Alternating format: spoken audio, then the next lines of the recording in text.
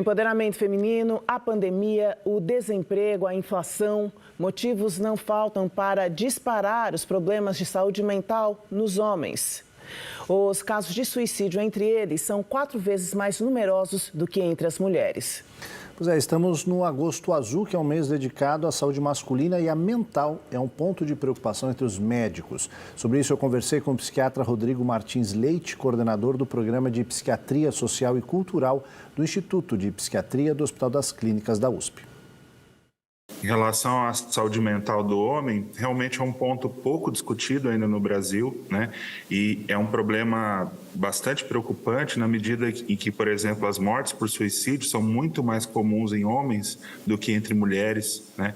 A questão do uso problemático de álcool e outras drogas também é mais frequente entre homens. Existem aí fatores biológicos até, né? Fatores relacionados a uma maior taxa de agressividade, de comportamento impulsivo entre homens, de uma forma geral, né? É evidente que há exceções.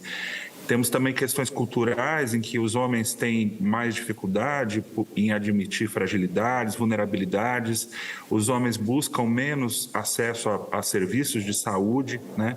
Acaba por sofrer isoladamente. De uma forma geral, os homens também têm uma capacidade mais reduzida de constituir uma rede de suporte social, né, o que acaba potencializando os problemas de saúde mental.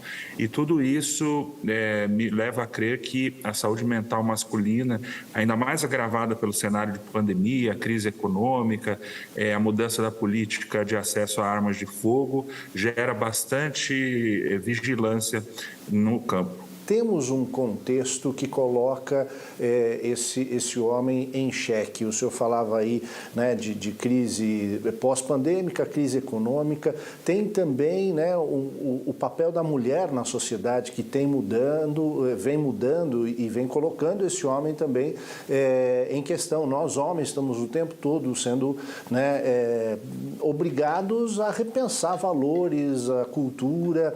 Queria que o senhor ajudasse a gente a entender um pouquinho este contexto cultural que causa essa pressão sobre o ser masculino.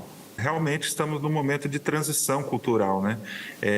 A discussão sobre a questão da masculinidade tóxica, né? Realmente tem colocado o homem numa situação em que nós precisamos repensar a nossa inserção, nosso posicionamento, os nossos valores, né? E isso é muito salutar. Por outro lado, eu acho que essa transição cultural que a gente tem vivido também tem gerado reações no sentido contrário, né? Tanto a gente observa isso, por exemplo, nas taxas de feminicídio crescentes também, né? Até em uma certa exacerbação de certas posturas políticas, né, mais radicais, de uma certa afirmação de um lado masculino mais truculento, mais autoritário, né? E então a gente tem observado que o papel masculino está mais, digamos, acuado nesse debate cultural e que a gente precisa se reavaliar. Nós ainda estamos em construção desse novo papel masculino, né? Ainda herdamos um atavismo, né? Uma masculinidade mais relacionada ao poder, à agressividade, à hierarquia, que também aos poucos estamos reavaliando e muitos homens ainda têm dificuldade de entenderem essa transição, né? É uma transição extremamente positiva e extremamente bem-vinda para o homem, né? E sem sombra de dúvida, essa crise do masculino se soma a todas as vulnerabilidades do masculino que a gente apontou aqui em relação à saúde mental, e então, sem dúvida, é mais um elemento aí que contribui para que a nossa saúde mental esteja, de uma certa forma, em xeque. Doutor, finalmente muitos desses homens estão assistindo a gente. O que o senhor diz para eles? Eu diria para os homens buscarem conversar, né? A gente observa que muitos homens têm poucos amigos, uma rede muito restrita, né? E que eles devem compartilhar mais seus sentimentos, suas emoções, seu sofrimento, né? As pessoas precisam saber que é possível ajudar, né? Que não é necessário sofrer calado. Existem intervenções, existem tratamentos, tanto medicamentosos para depressão, quanto não medicamentosos, como as psicoterapias. Busquem acesso a profissionais de saúde mental, né? A gente vive vive ainda uma questão de estigma, mas também está havendo uma mudança cultural nesse sentido. Acho que a gente poder veicular esses conteúdos na mídia já é um grande avanço, né? Então, acredito que esse movimento, né, de que o homem deve buscar ajuda, né, é algo bastante já significativo, né?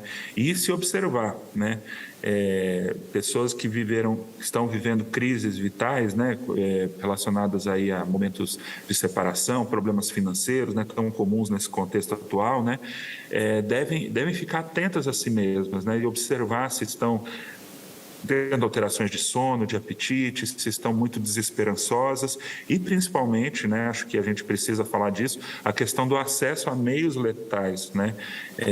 A gente ainda não pode afirmar, mas o maior acesso a armas de fogo pode, na série histórica, ao longo dos próximos anos, contribuir para um aumento nas taxas de suicídio por arma de fogo.